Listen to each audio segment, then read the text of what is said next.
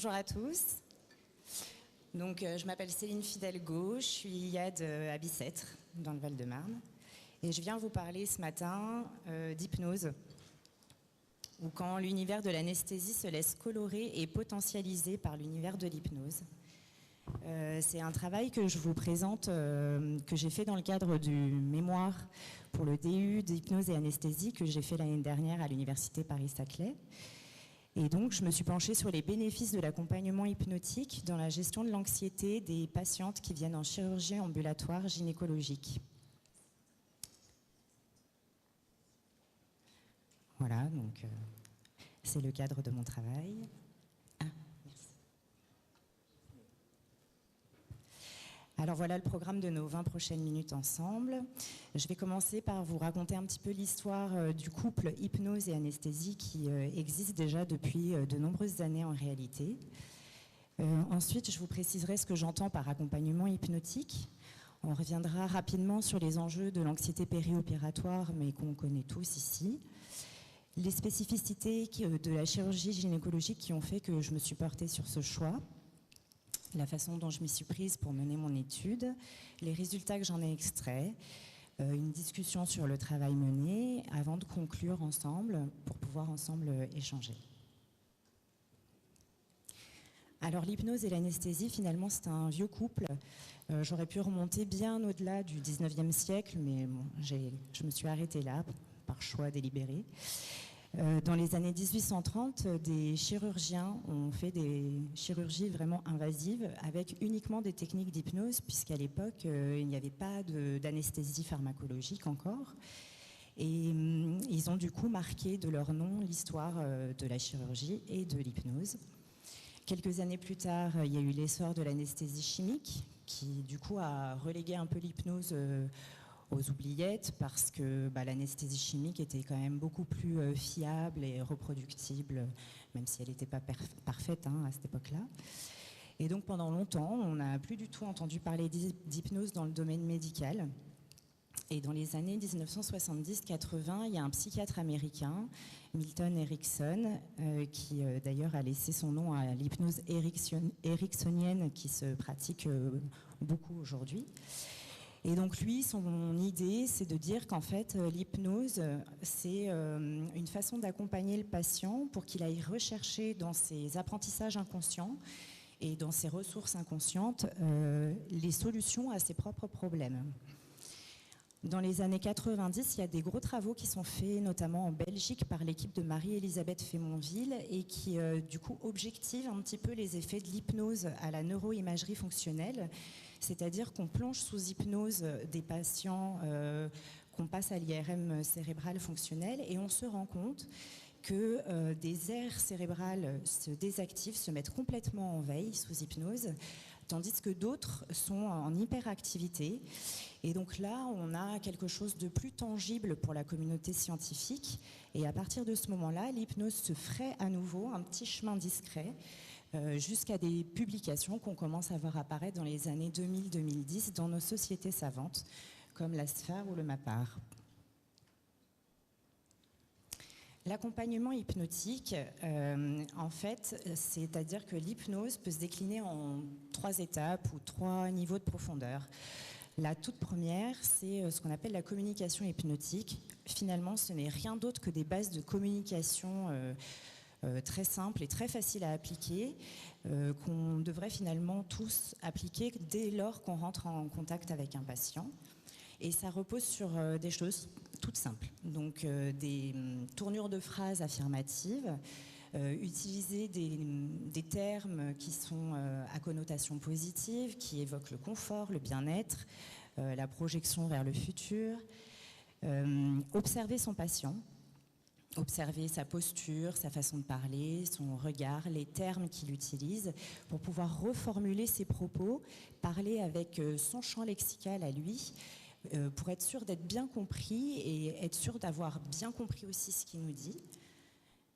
Adopter une voix grave et lente, faire des pauses, parler sur l'expiration et aller stimuler tous les sens du patient. On a tous des canaux sensoriels de communication préférentiels et du coup, en observant notre patient, on peut détecter quels sont ou ces canaux sensoriels par lesquels il préfère communiquer.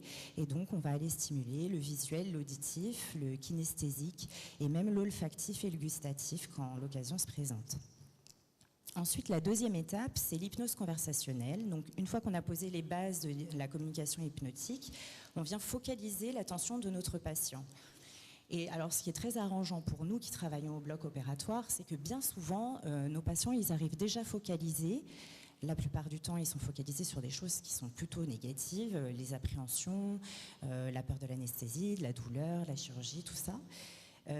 Mais en fait, c'est une focalisation qu'on peut quand même utiliser et faire basculer sur quelque chose d'un peu plus positif. Et hop, tout de suite, notre patient a son attention qui est focalisée sur quelque chose. Et là, on peut l'emmener sur la troisième étape, qui est l'hypnose formelle. Et pour ça, on rajoute des techniques de dissociation.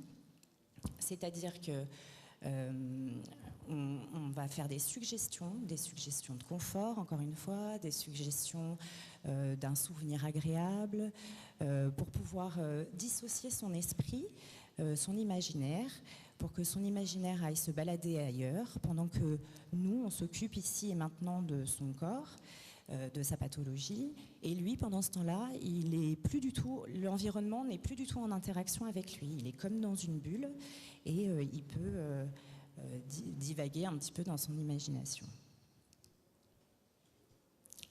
Un petit point sur l'anxiété périopératoire rapide, parce qu'on connaît tous les conséquences que ça peut avoir. Plein de définitions qui existent. Celle de l'OMS m'a beaucoup parlé parce que les termes employés sont très forts. Donc l'OMS dit que l'anxiété, c'est le sentiment d'un danger imminent et indéterminé, s'accompagnant d'un état de malaise, d'agitation, de désarroi et d'anéantissement. Donc c'est vraiment très fort. Et les conséquences, donc on sait très bien qu'un patient qui arrive anxieux au bloc opératoire va faire en sorte que notre stratégie d'anesthésie soit un petit peu modifiée peut-être parce qu'il consommera plus d'hypnotiques, plus d'analgésiques. Il aura peut-être des variations hémodynamiques et ventilatoires péropératoires qu'il n'aurait pas eu. Et au réveil, encore une fois, il peut se réveiller agité, douloureux, prolonger sa durée de séjour en SSPI. C'est quelque chose qu'il faut vraiment qu'on prenne en charge de façon sérieuse. Alors la chirurgie gynécologique m'a attirée du fait que le public soit en général assez jeune, ce sont majoritairement des femmes, et elles présentent en général peu de comorbidités, ce qui fait que pour moi c'était tout de suite un échantillon de patientes qui allait être assez homogène dès le départ. Et c'est ce qui m'intéressait. Ensuite, les pathologies, elles sont de toutes sortes. Elles peuvent être bénignes, malignes ou purement fonctionnelles. Les chirurgies, elles peuvent être à visée diagnostique et ou thérapeutique. Je ne vous apprends rien. Les techniques chirurgicales mini-invasives, de plus en plus. Et surtout, il y a un aspect de la chirurgie gynécologique qui m'a davantage intéressée parce que ça vient un petit peu complexifier toutes les appréhensions que les patients peuvent amener avec eux quand ils viennent au bloc. C'est-à-dire que c'est une chirurgie qui a souvent un impact finalement sur l'image que la patiente a de sa féminité, un impact sur sa sexualité parfois, et voire même sur sa capacité à procréer. Donc ça vient majorer les enjeux, et du coup j'ai trouvé que c'était intéressant d'aller proposer de l'accompagnement hypnotique à ce public. Alors, cette diapo, elle est un peu chargée, mais je vais vous raconter comment je m'y suis prise. Donc déjà, j'ai inclus dans mon enquête uniquement des patientes qui étaient prises en charge en ambulatoire, encore une fois, pour homogénéiser mon échantillon, c'est-à-dire qu'elles avaient toutes, a priori, un degré d'autonomie et de compréhension conservé, et normalement, on peut attendre des suites opératoires assez simples. Pour mettre en place mon travail d'enquête, j'ai d'abord placardé dans tous les murs du bloc opératoire des petites affiches pour informer mes collègues du travail que j'étais en train d'effectuer, et puis qu'ils ne soient pas surpris par ma présence, qu'ils sachent un petit peu quel était l'objectif de mon travail. Et je suis venue sur 2 jours non consécutifs. Et j'ai constitué 2 groupes de patientes en distribuant les patientes dans les 2 groupes de façon aléatoire en fonction du déroulement chronologique du programme ce jour-là. Et le premier groupe, je l'ai suivi au bloc opératoire en accompagnement hypnotique, c'est-à-dire dès l'entrée de la patiente en salle, au moment de l'installation, le monitorage, la checklist, pose de perfusion, jusqu'à la perte de conscience à l'induction anesthésique. Et le deuxième groupe, je ne les ai pas suivis. Pour autant, donc au total, j'ai eu 16 patientes dans mon échantillon et j'ai mené un questionnaire en 2 temps à l'ensemble de ces patientes. Je les ai vues une première fois en préopératoire.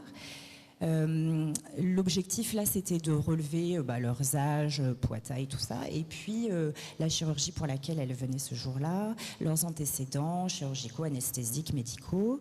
Et j'ai évalué leur niveau d'anxiété à ce moment-là, de douleur si elle existait, et je leur ai demandé de me qualifier, enfin de me citer un ou plusieurs éléments qu'elles appréhendaient à l'idée de passer au bloc juste après.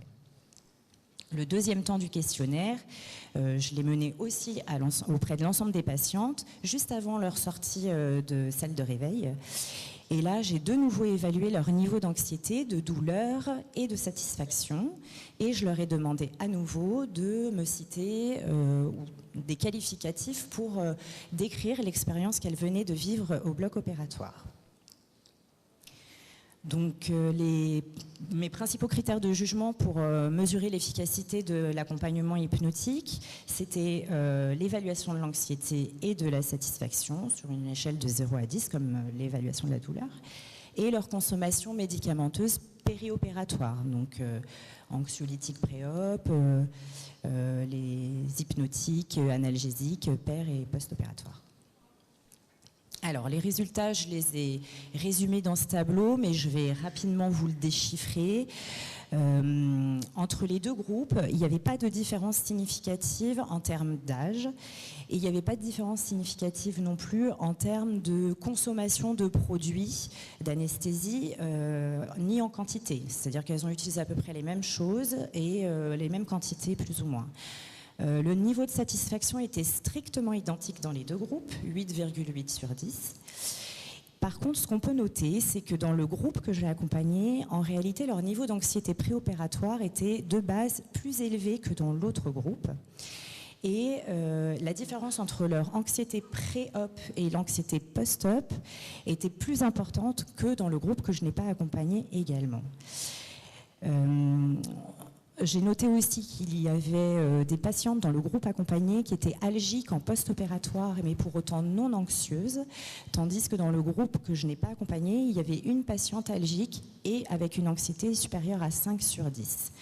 En sachant que l'anxiété et la douleur sont complètement corrélées de par la composante émotionnelle de la douleur. Donc souvent c'est un cercle vicieux, mais qui ne s'est pas vérifié du coup dans le groupe que j'ai accompagné en hypnose.